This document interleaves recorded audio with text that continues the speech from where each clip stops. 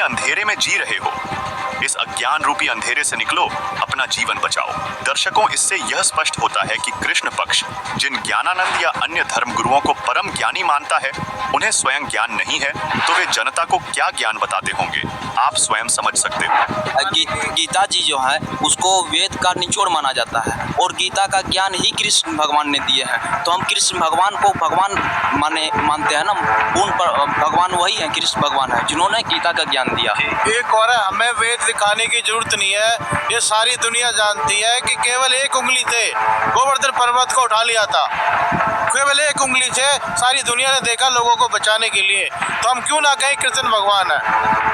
और एक चीज और है, जैसे इन्होंने कहा कबीर भगवान है, तो आप कबीर जी की वाणियां उठा के देखो, कबीर भगवान जिसको भगवान कह रहे हैं, कबीर जी खुद विष्णु उपासक थे, उनकी वाणियों में हर जगह राम की महिमा है। रामचंद्र कौन थे? विष्णु भगवान थे, और विष्णु भगवान के ही अवतार कृष्ण भगवान है, तो कौन हुआ भगवान? कृष्ण भगवान।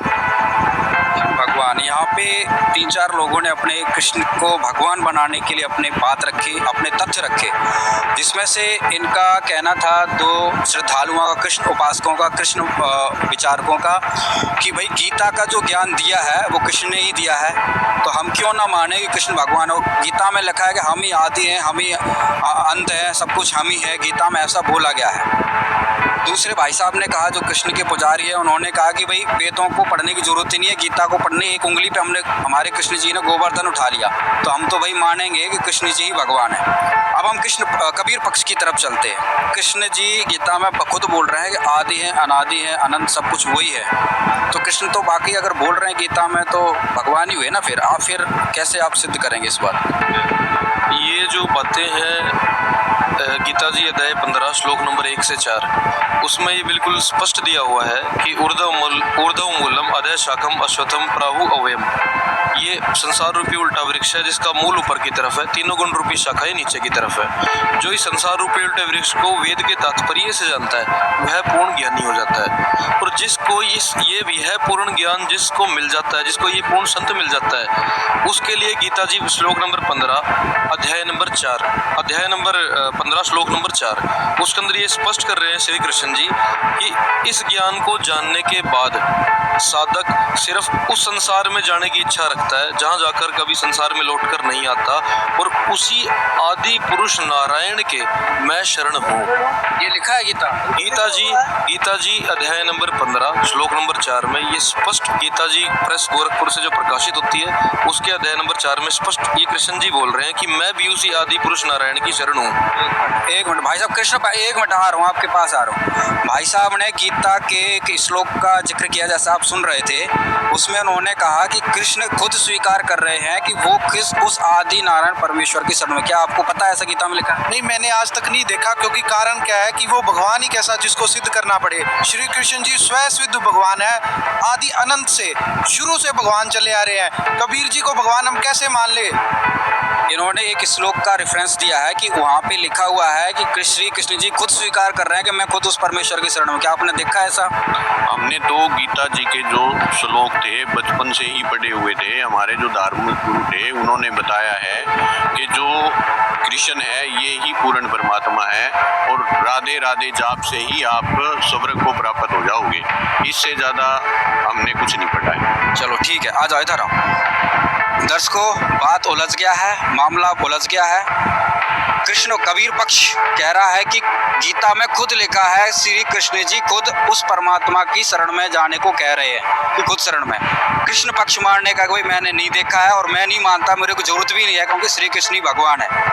अब इन 2 बातों का निर्णय श्रीमद् भगवत गीता ही करेगी। अभी दूध का दूध, पानी का पानी आपके बीच में होगा, और देखेंगे क्या गीता में जो इन्होंने रेफरेंस बताया वो है। हमारे पास श्रीमद् भगवत गीता है दर्शकों। हाँ भाई साहब, कौन सा श्लोक बताया था, क्या बताया था, वो दिखाओ हमारे दर्शकों।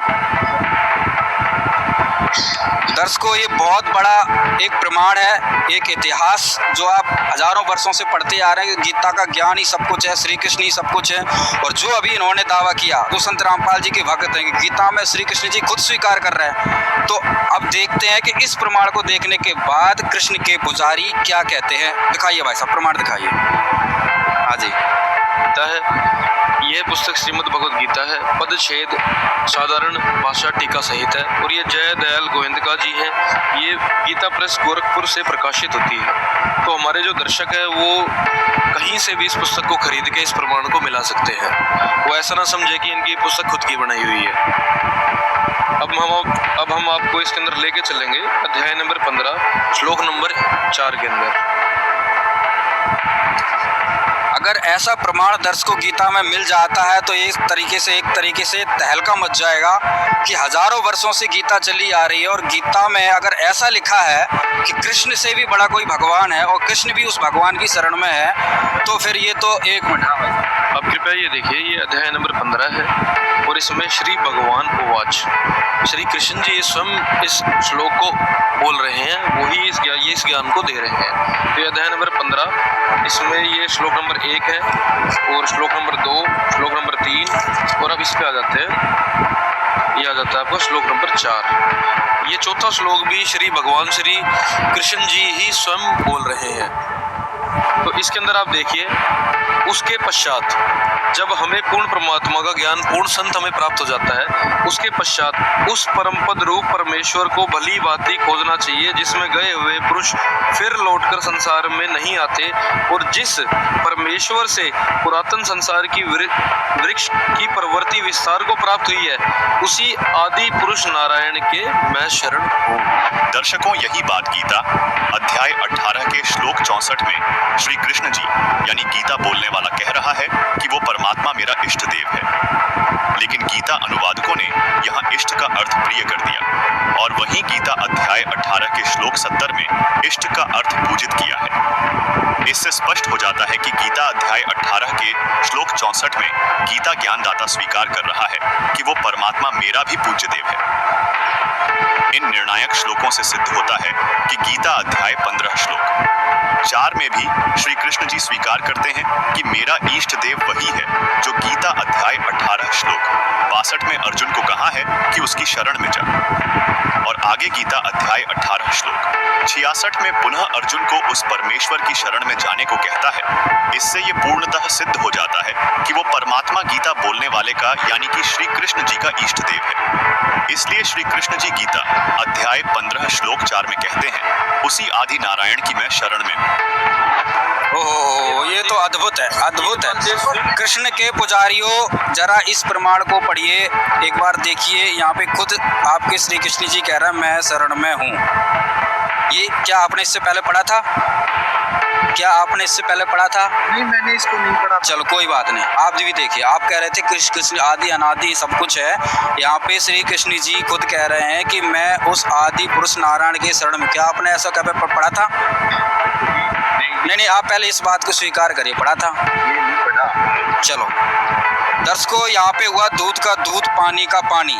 गीता के श्लोक में ये सिद्ध हो गया कि 15वें अध्याय के 4थे श्लोक में श्री कृष्ण जी खुद उस आदि नारायण परमेश्वर की शरण में है। अब हम कृष्ण पुजारियों के पास चलते हैं। ये कह रहे थे कि